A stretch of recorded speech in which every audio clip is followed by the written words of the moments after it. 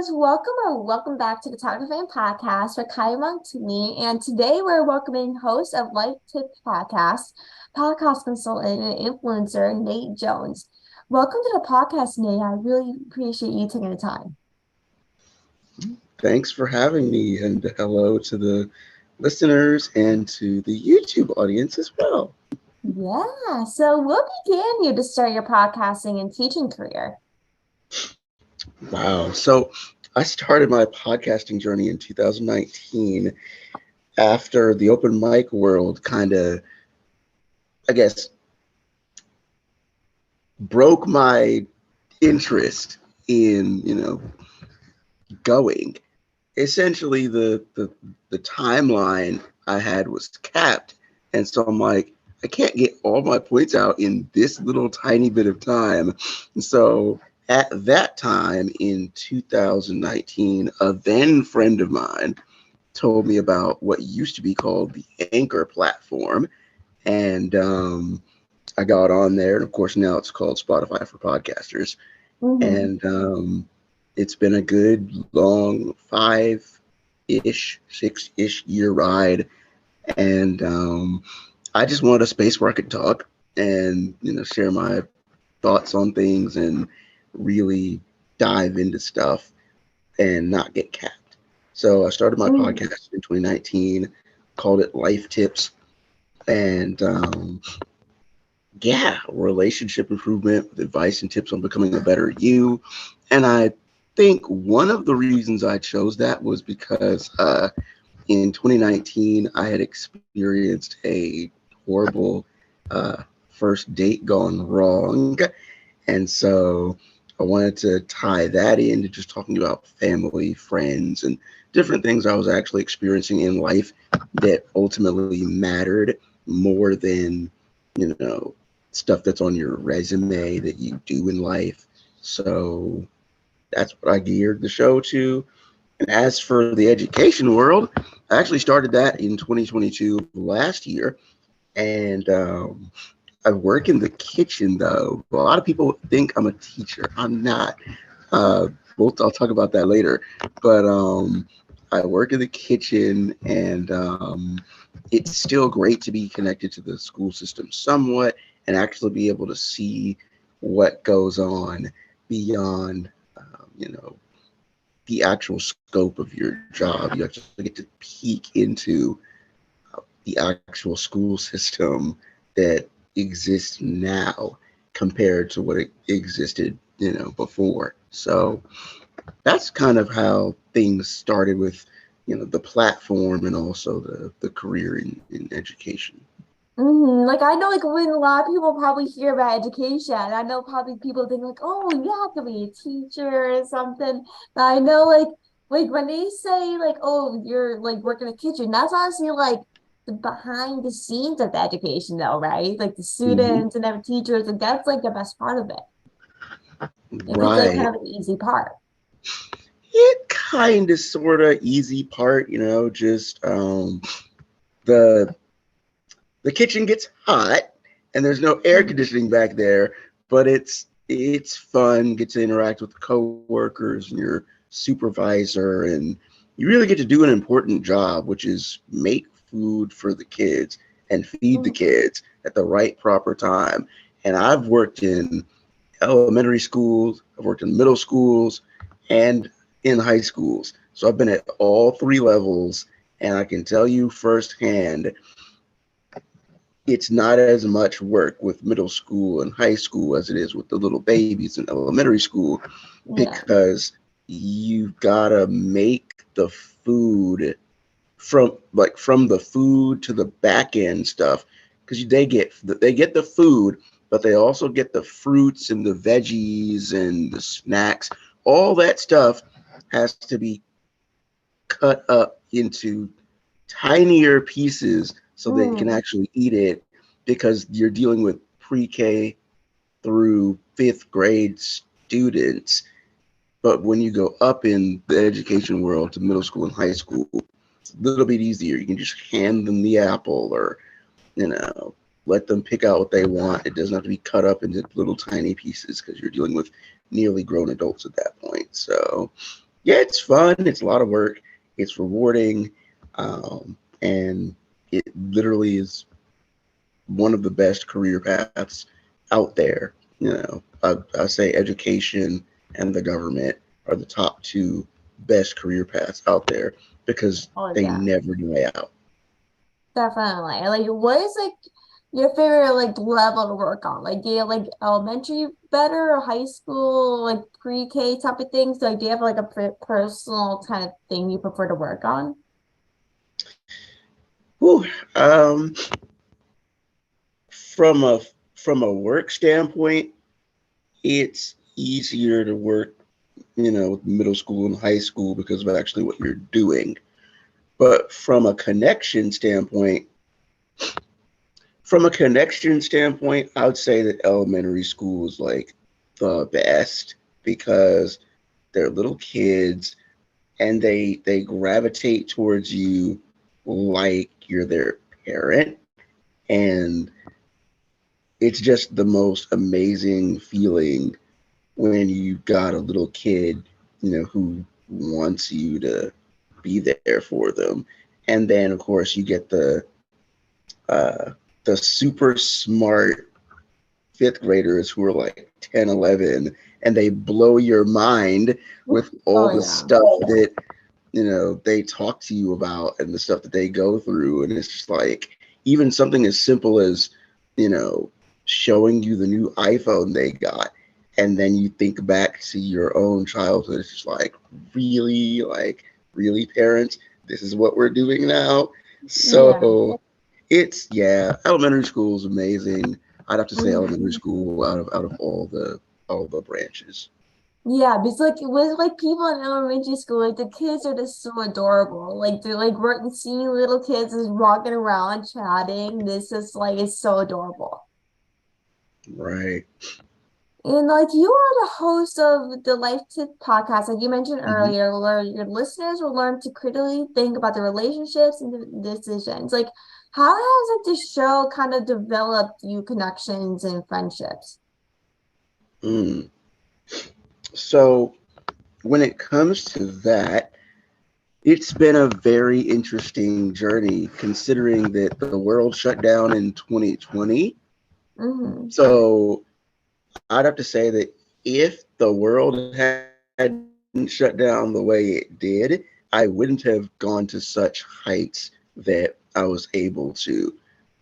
It started out slow in 2019, but once we got around like the March April time frame and the world actually did shut down, that's when I really started meeting people in the podcast world, connecting with people because that's all we could do is get up Yeah. and turn our computers on and turn our phones on and access social media all day and FaceTime people. And that's all we could do is connect with people through our devices. And then the people that we lived with, we saw them every day.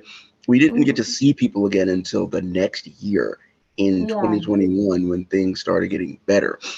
But it benefited me in that the podcast blew up because people were home and that's all they could do was like listen to people to get access to the world. So my show was just like it skyrocketed during the pandemic, and I was able to actually reach a greater audience. Like my listeners, the numbers were going from 100 to 200 to 300 like per month, and so it was crazy the amount of downloads the show was getting. And then just meeting people, podcast groups on Facebook, Instagram, Twitter, like the whole nine yards. Every day it was someone new, someone fresh, and Mm-hmm. it just snowballed into a bunch of, I'll say, long distance relationships because most Yeah. of the people that I met live in different states, live in different areas of the world. Not that many people actually were from my own vicinity, except for one, and I'll mention that later. But yeah, it opened up a lot of avenues. And so to this day, when it comes to business connections, podcast appearances, I've been on like 30 plus platforms since 2020.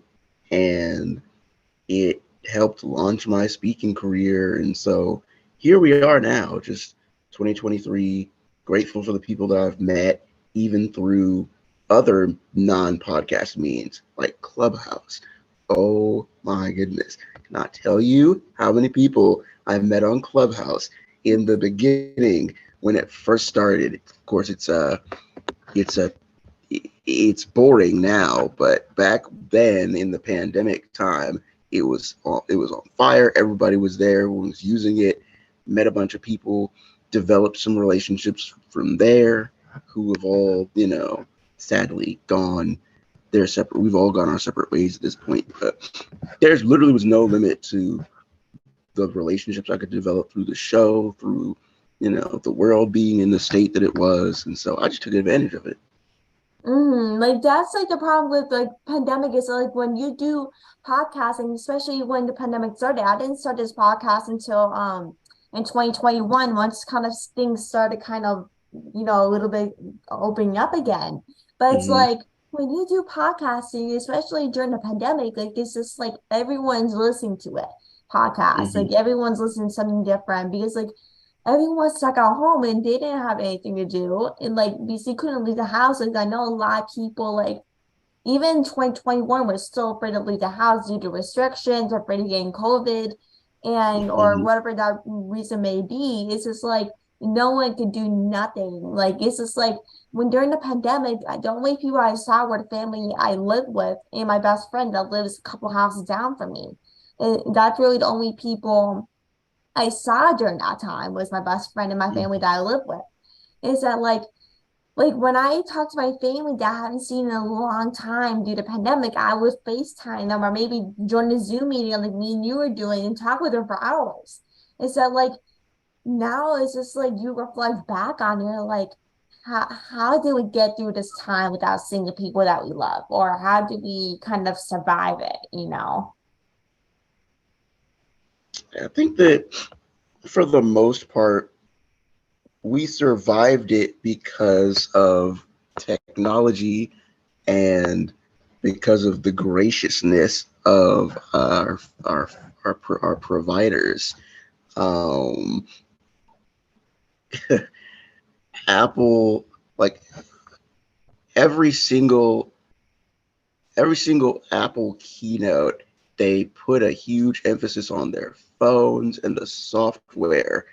And that got a lot of people through the pandemic because we were able to FaceTime, and we basically everything's free on Wi-Fi. So because we were all home on Wi-Fi, we were just FaceTiming and iMessaging like crazy. The amount of the group chats that blew up during the pandemic, it was like just ding, ding, ding, ding. Your phone wouldn't stop going off because everyone was trying to communicate with you. And um, even with AT&T, Verizon, T-Mobile, whoever you have, they were so gracious. They were like, okay, we know the world is in shutdown mode and money isn't coming in like it should be, so we're going to give people grace on their phone bills. And that's exactly what they did.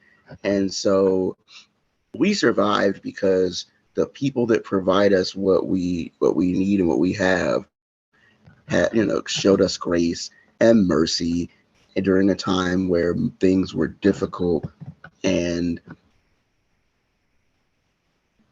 only brought us back to a sense of normalcy when the world went back to normal in 2021. And so just that reliance on technology and our devices to keep us connected, and then just even having faith in the relationships that we built with people before the pandemic, those relationships now had to be grown in a different way so that when the world came back to being normal, somewhat normal, it'll never be completely normal, but somewhat normal, those relationships that you made in 2019 before the world shut down, you have the chance to now grow them to much stronger depths, so that when you come back into the real world and you can see them again, it's like no time has passed. And then you also get to just be like, hey, let's go kayaking and boom, you go kayaking and you're able to regain what you had before, but also there's no love lost because you kept things going during the time where we were on lockdown. So I would say that's how we survived. And then of course, faith. Mm-hmm. Everyone clung to their faith like crazy when the pandemic hit. And that's a good part of why we're still here today. So yeah. Yeah, for sure on that. Like a lot of people just relied on technology and faith to make them happy. I know like with technology, I was on my phone like crazy, talking to my friends and family, making sure they're okay. Like I would spend most of the time on FaceTime with friends or family for hours, just chatting, having a great time. Is it like we weren't used to doing that? Like we were used to going outside and seeing our friends and family every single day and doing our activities that we're really used to doing every single day. But then, like, once the world shut down, we're like, what are we supposed to do? Like, this is like, how are we supposed to live like we're used to? And like, because like the only thing we can do is go on our phones, talk to our family, or even watch television. Like, television went up Mhm, and skyrocketed as well. Like, for me, mhm. especially, I was watching TV so much. Even though, like, during the pandemic, like even with watching so much TV, you're like, why am I watching so much TV? But then it's like, where are we? What else are we supposed to do? Like during this time, we have to do nothing. Yep. Yep. Thank God for streaming services. Oh yeah, and like, what is like a life tip? Like if, for the people listening that Mhm. should know, like, what is like a life tip you people should they know from your perspective? Mm. I would have to say just embrace embrace fame. Embrace fame. Mm, Because if y'all don't know, the whole bio for Kylie's show says that fame is being your truest self, your best self, and letting that shine. And so mm, that's what I would say. Just embrace fame, embrace who you are, and tell people about, tell people your story. A lot of times we don't like to talk about ourselves. We don't like to tell our story, not mm, knowing that your story could be the one thing that somebody else actually needs to hear. So, mm.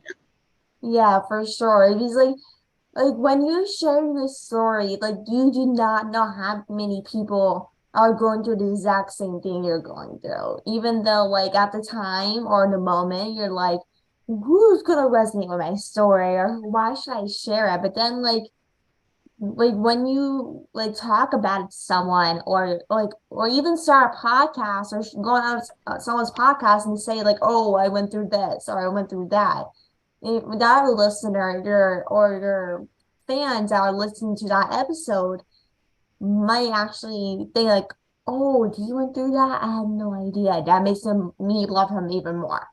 Because like if you share your story, like it's just like it's gonna be better for you to kind of get out in the open. It is and make you kind of less worry about how you're feeling.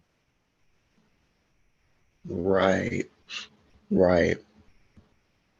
That part is key as far as, Mm-hmm. people not knowing that what you're going through is exactly what they're going through, because we all need to we all need to know there's hope.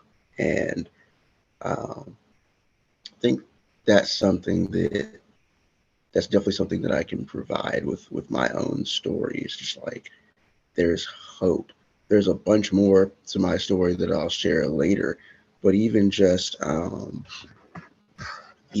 in my own birth reality. Wow, let's see, get these months right. I was born 4 months before I was originally supposed to be born. Oh, really? Yep. So I was a little tiny 1 pound 7 ounce kid, and I came out, and you know you could hold me in your hand, and I had so many complications. Like the life expectancy was getting lower and lower by the day, and uh, but eventually, uh, eventually 6 months later, I did come home, and here we are, almost 29 years later. So, um, Ooh.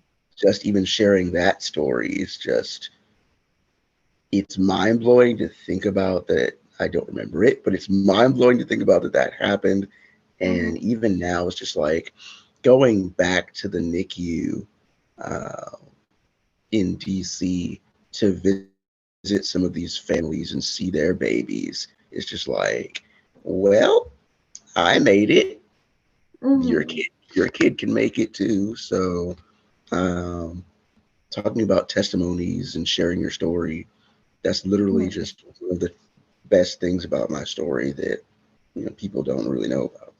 Yeah, like I was the same way as well. Like I was born 1 month. Me and my brother were born 1 month before our due date. Because I have a twin brother, so me and him were originally due a month later. We were born in September, then our due date was October. But then, like when we were born, my brother was actually like in the NICU, like he had some complications or something. But I turned out perfectly fine. But like with my brother, like I think he has some complications. I have no idea. Like it's just like with some things, like when you are born early, you do not know like what's gonna happen if you're born early and stuff. Yeah, you really don't. All you know is what was told to you when you got older about how it actually went down. And wow, just the fact that we could have had the same birth month. Wow. But Hmm. yeah, because yeah, October is my birth month. So, Oh. but ironically, September is my mom's birth month. So, perfect timing there. But the fact that you and your brother were born like that close to each other is just like wow.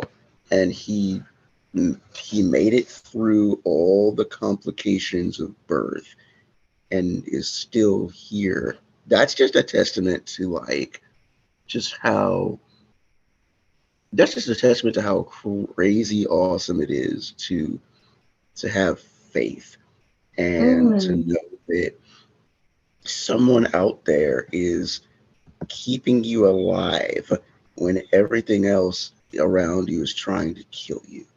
So yeah, that's just all God right there. So It's yeah, all I'm him. impressed with that story. It's just like wow.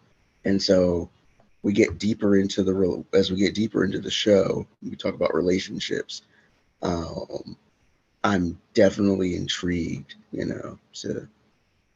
to see how much more, in common our stories line up almost.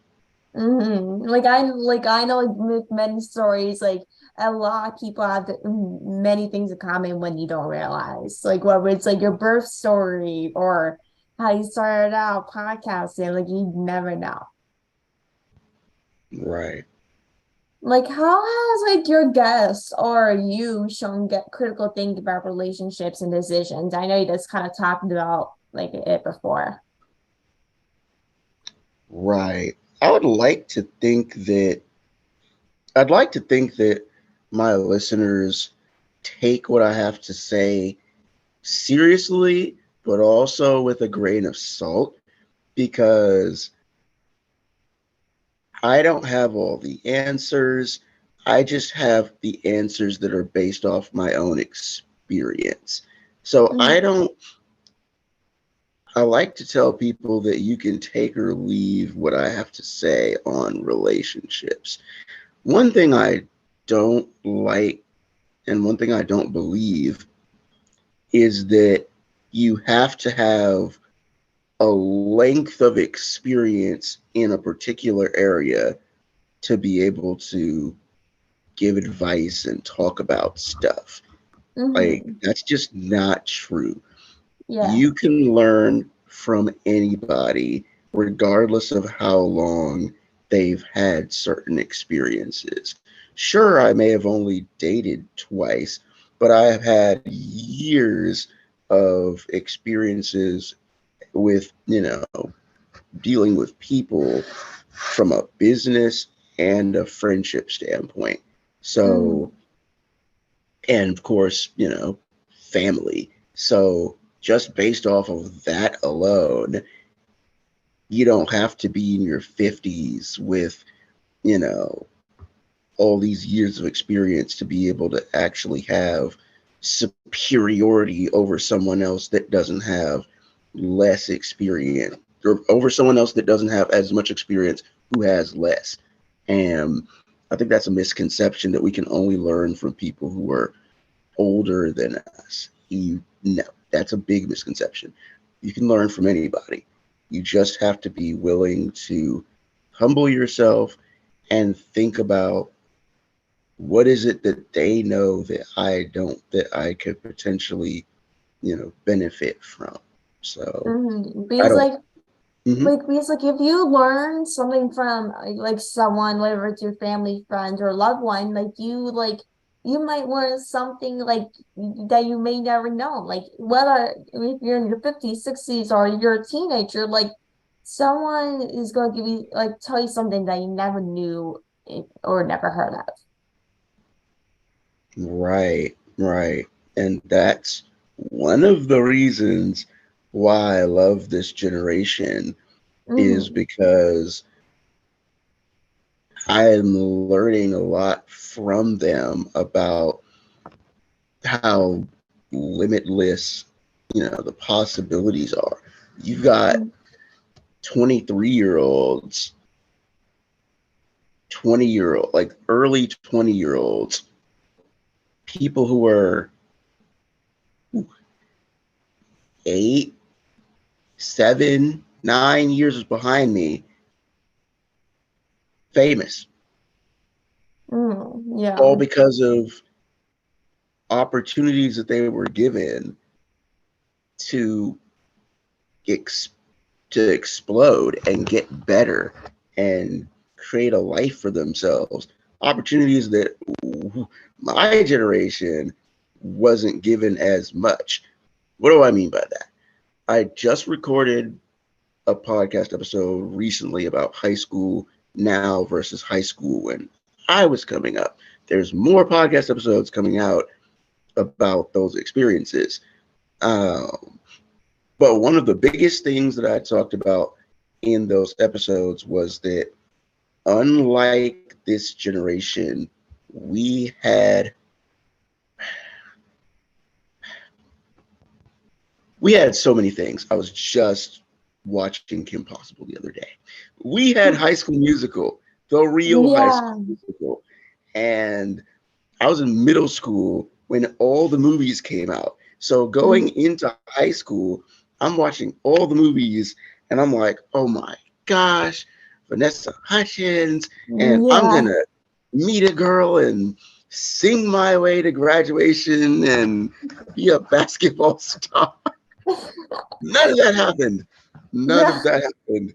And then I get into the real school environment now, and it's like, oh, it's really not like that. Ooh, Yeah, it's well, all virtual reality. It's all virtual reality. right. So, but we had that. And nowadays, we sort of have that because there are young people whose lives have been transformed by being cast on High School Musical, the musical series, which, by the way, if you Mm, haven't seen that, watch it.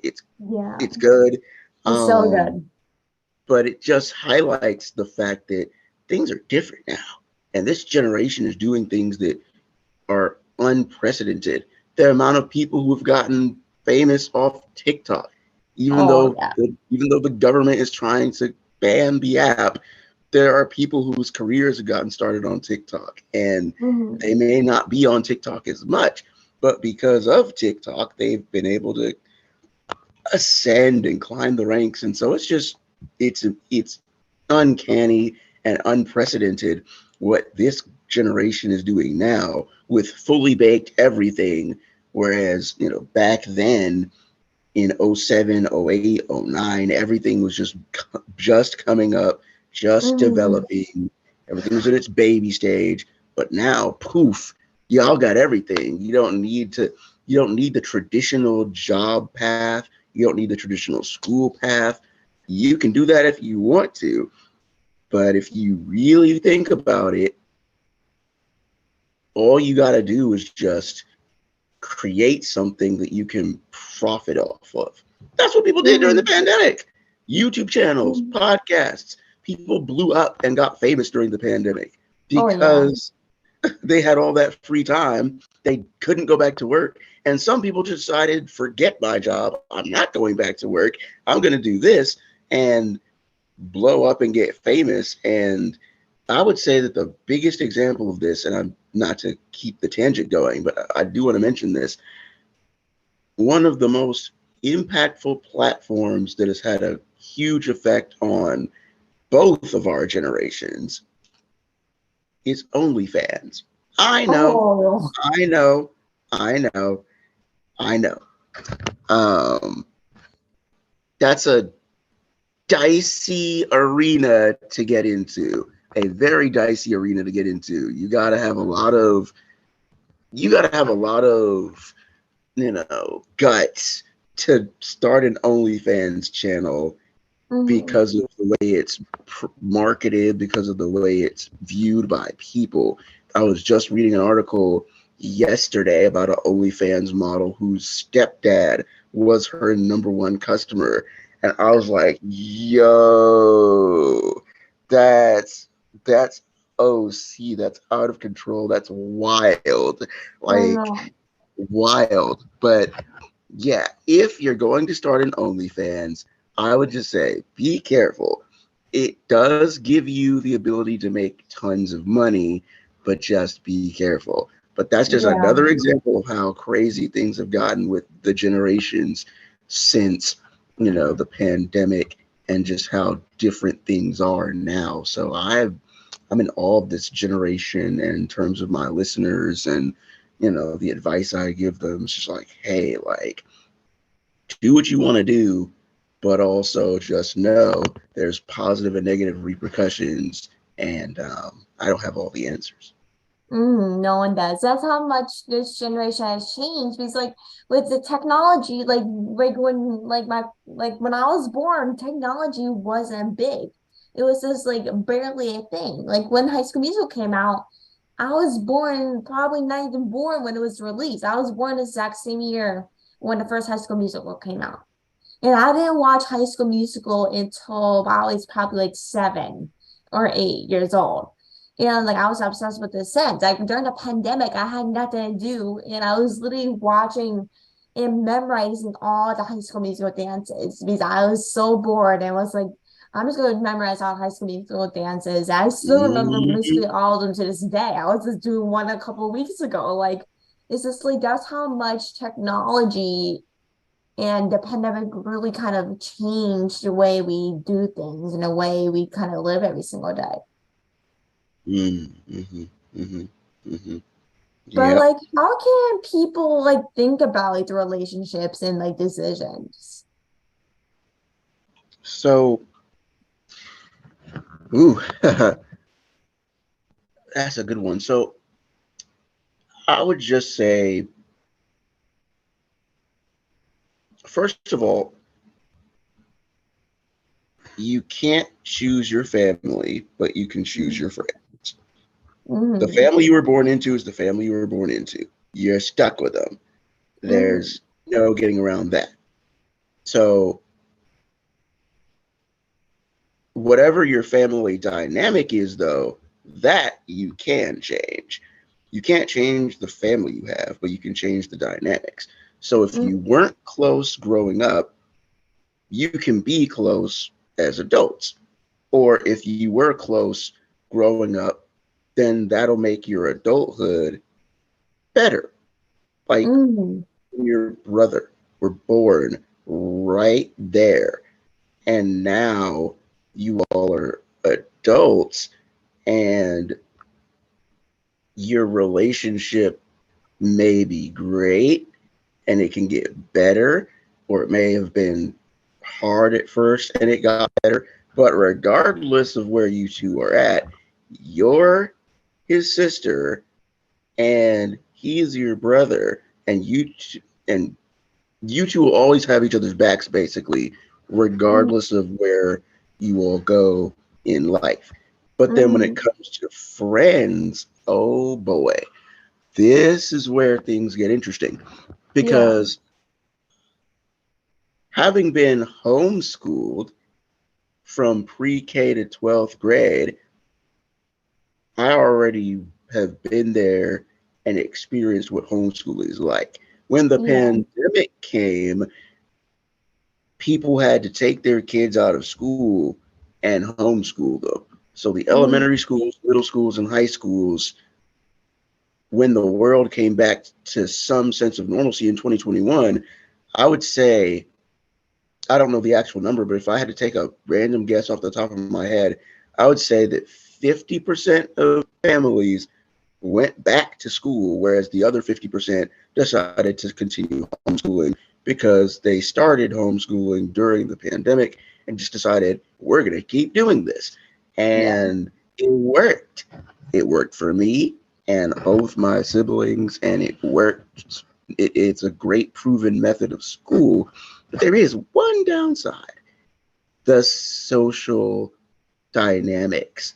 And for me in particular, I know that my social dynamics were even more difficult when I hit college. I went to Liberty University in Lynchburg, Virginia, and I'll never forget being in my dorm. My roommate had not yet gotten there. He was coming the next day. So I was standing there in my dorm room looking outside my window.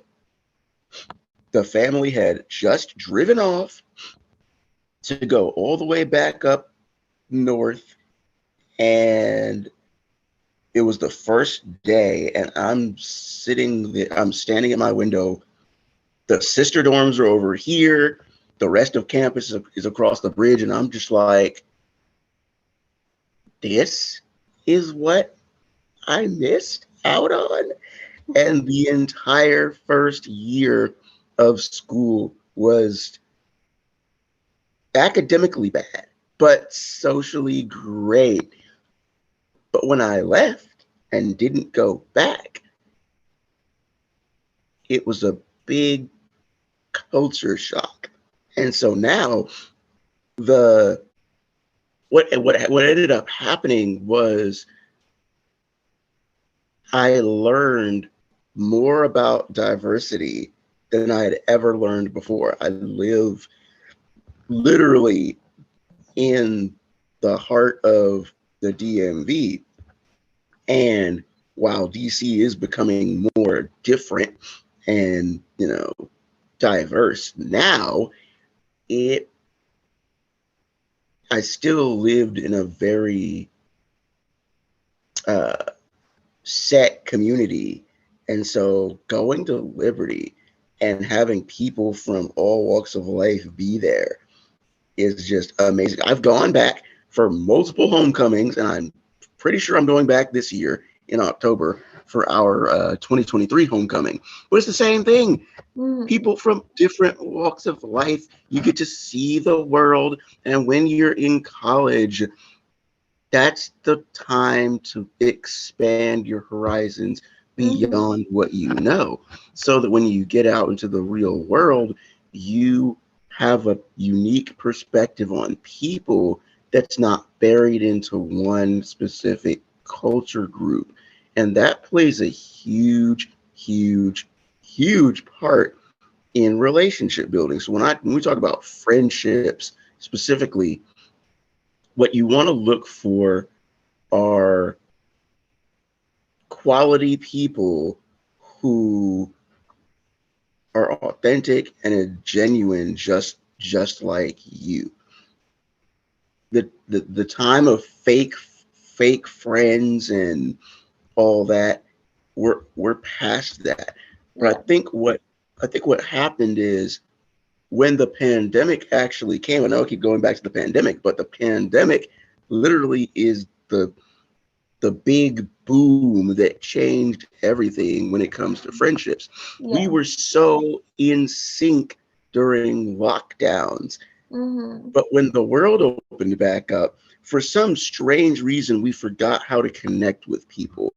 Mm-hmm. Stuff as simple as, hey, how are you today? Checking in on people, your FaceTimes, your phone calls, your, you know, building relationships, all that died out when the world went back to normal. And now we're back to making excuses why we can't meet up with people. Now we're back to being uber tired after work. Now we're back to just laziness when it Yeah. comes to friendships, when it comes to building with people. We're back to being scared again. Like, we had to do this when we were on lockdown. We had to meet people and verify that people were real and FaceTime and all that jazz. Now it's back to, oh, well, you could be a catfish. So, I'm going to just pass by you, and or I'm good with the group of people that I have in my life right now, but that group of people that you have right now is a clique holding you back from your true potential because all they want to do is keep you in the same pattern, the same cycle of mediocrity. That is why can't believe I'm about to say this. That is why Ja Morant keeps getting in trouble because he has not changed his circle of friends. They're the same people that roll up in clubs, roll up in cars, brandishing guns on Instagram, and when the NBA finds out and catches him, and he gets suspended like he's being suspended now with no pay, about to lose everything, it's all because you did not change your circle when you got famous. Because when you get that famous, you have to change your circle Yeah. 100%. Because if you don't, it will destroy you. So when I talk to people about friendships, I just simply say, look, like, live your life as if you're a celebrity. Even though you're not, you don't have millions of, followers and a big, huge platform like Taylor Swift. Even though Mm-hmm. you don't have that, live your life as if you have that because you Mm-hmm. don't want to be in a situation where one person or a group of people that are not for you could mess up your future and mess up where you're going. But also, you want to make sure that the people around you are solid people so that when you get to certain days, they will actually be the people that you call upon. I'll never forget. Well, probably not my uncle's wedding, but I'll never forget my sister's wedding, my older sister's wedding from 3, 4 years ago. Three people I know who are acquaintances just got married in the last 5 months of the year. My best friend is getting married later this year. My cousin's getting married next year. In every single case scenario with weddings, there's the wedding and the wedding reception. When you get to the wedding reception, even even in like your Love Is Blind and Put a Ring on It and Ready to Love, your reality TV shows, when you Mm-hmm. get to the wedding sequences, you automatically know that this happens. When you get to the reception and the father-daughter dances are done and all that jazz, the couple sits down at their table and a select few people come to a microphone and put them on blast. It's funny, Mm-hmm. but you know, that's the time where their closest friends, see where I'm going, people? That's the time where their closest friends say something about them. The bridesmaids and maid of honor and the groomsmen and best man, they all talk about their respective people. But they're not up there just for the sake of being up there. They're up there because they are the specific chosen friends from life of the bride and the groom that they trust to say something about them on the biggest day of their lives, which is Mm-hmm. their wedding day. If you don't take friendship seriously now, it will backfire when you get to those important moments. Wedding, Mm-hmm. birth of the baby, your housewarming party when you move out, the people video that Libyanka made, which her song is gold now, but that video was so key because it talks about it references friendships and people and how they don't really know you. She was waiting for people to show up to her apartment in that music video. No one came. Just a bunch of text messages of people canceling on her. That's real. And so, yeah, you got to take friendship seriously. I take friendship seriously. Like, who knows? I could befriend Kylie off of this whole thing. You never know. Yeah, you Like, never but know. I take friendship so seriously. Like, you've got to, because if you do take friendship seriously, then you'll have people that you can rely on for life when you're in situations that are inevitably going to come, like death of loved ones, or your family decides I'm going to move to Texas, and they leave you where you always grew up, and you've got that long stretch of distance. Those days are going to come, and when you can't be with your family, who are you going to rely on? God, your faith, yes, but you also need physical people with you to rely on, and that's where your friends, your real friends, come in to play. So Mm-hmm. long-winded, but that's my answer to that question. Yeah, friendships, that's why friendships are just so important is that like when you're going through a situation like losing a loved one and don't have like it's like family there to support you because of course when you lose a loved one, your family's also grieving as well and you also want to give them that space as well. So like when you are giving kind of your family that space, you want to go to that one friend, your best friend that's been there for you. Mm, So basically, how many years have been friends? Like my best friend, me and her have been friends probably about 78 years. And like me and her are basically neighbors. Me and her live a couple houses down from each other. And me and her have been tell each other everything. Like wherever we're having a bad day or upset about a situation, I'll text her and be like, hey, like, can I talk with you? Like I'm having a hard day and just kind of need someone to talk to. Because like when you have that one person that like is there for you to listen to you about having a bad day and just need someone to chat with, like that's definitely a true friend. And I'm definitely a person that like is there for anyone, even though I might not know them too well. I'm always gonna be there for that person. Because like, I might not know what they're going through at that time. Like even though I now might be best friends with them or might have the best relationship with that person, I'm still gonna be there for them, whether the situation is. Like these like that's just the way people are, is that like it's the way today's society is built, like they're like, oh, like I don't like that person. Like, why should I be there for him? Like, it's just like from my perspective, even though I might not like that person or might not agree with their views or the way they act, I'm still gonna be there for that person, even though I might not agree about what they do, or what action they did. Even I might not agree with it. It's just like I'm still gonna be there for them or listen to what they have to say, even though I might not agree. right. The other thing that just popped in my mind that I almost forgot about is, where do you live? That's the question I want to ask you and your audience, not you specifically, but since we're talking about it, like, where do you live? Think about that, everybody. Where do you live? Y'all heard it before. Like, DC is literally 30 minutes away from me. I'm that close. Virginia is like 45 minutes, at least the starting point of Virginia is 45 minutes away from me. Further out in Virginia, it turns out to be an hour, 2 hours, 3 hours, et cetera, et cetera. But, where do you live? Like, I keep saying that because where you live and friendships plays a huge part in your world. in the way that you live life on this planet.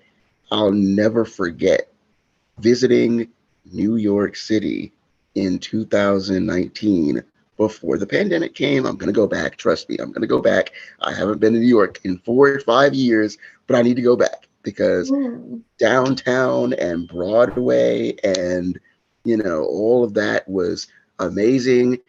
And it made me think, okay, could I survive living in a big city like this and waking up to it every single day?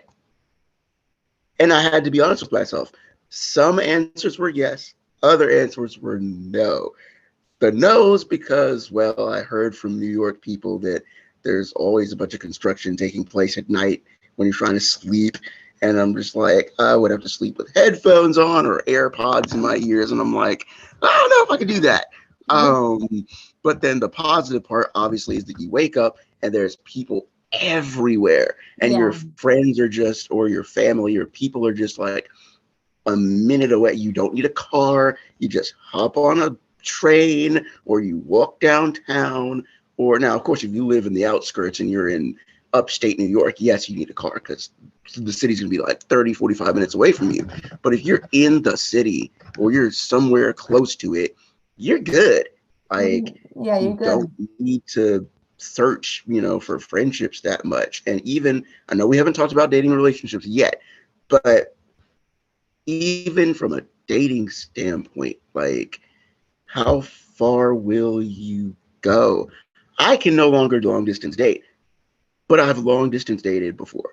The only way that I will long distance date again is if God tells me to long distance date.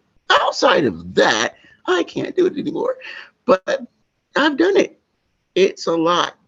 And but it opens you up to different people. So that's why I say, where do you live?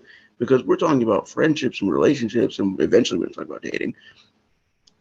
Where you live plays a huge part in the development of these bonds. If Mm-hmm. you live in an area like I do, like I literally live right now as we're talking, where you have to drive places just to hang out. Stuff isn't close. You have to plan out things with different people and rely on a set schedule of social life, or what I like to call work life balance. It's tough, very tough, Mm-hmm. especially when the majority of your relationships are all from different areas and you don't really have as many people here in your own hometown. So yeah, that plays a huge part in friendships, where you live and the people that are around you. And so I just applaud you, Kylie, even for mentioning that, of your best friend being just houses away from you. That is the type of relationship I always encourage people to have with people, where Amazon and Alexa just want to go off today. So yeah, just, if you don't have friends in your hometown, you need to develop friendships, in your hometown, because you never know when you're going to need someone, not just for, oh, my car broke down and I need help. No, it could just be one of those scenarios that just happened to me. I got a "what are you doing" text message right as we're recording, and my best friend from work is literally 20 minutes away from me, and I know she wants to hang out, and I'm just like, well, after I'm done with this speaking engagement, it's raining outside. I don't want to go anywhere. People drive crazy in the rain. I love you, but I'm tired. I don't need to go to sleep. So yeah, friendships, where you live, key. But oh boy, when we get to talking about dating relationships, that's when I'm going to go off. But I'm going to hand it back to Kylie real quick. Yeah, that's definitely well said. You said it perfectly. And I just want to thank you so much for coming on the podcast. I know we're kind of like Mhm. running out of time here, but I just want to It's thank you okay. so much for coming on the podcast and taking time. You're such an amazing person, so inspiring. I'm so happy Appreciate you got it. to chat today. And thank you everyone for listening. I really appreciate it. I hope everyone listens to this episode and learn something new. And make sure to rate, review, and subscribe and listen to the next episode of the podcast. It means so much. And thank you again, Nate, for coming on. You're welcome, guys. And Kylie, I appreciate it. It's been great. And, we didn't get to talk about everything, but there's more of that on the show that you can listen to on hers and mine. So I Mhm. got y'all, and it was fun. Appreciate it. Of course. Thank you so much. Have a great rest of your day. You too. Mhm.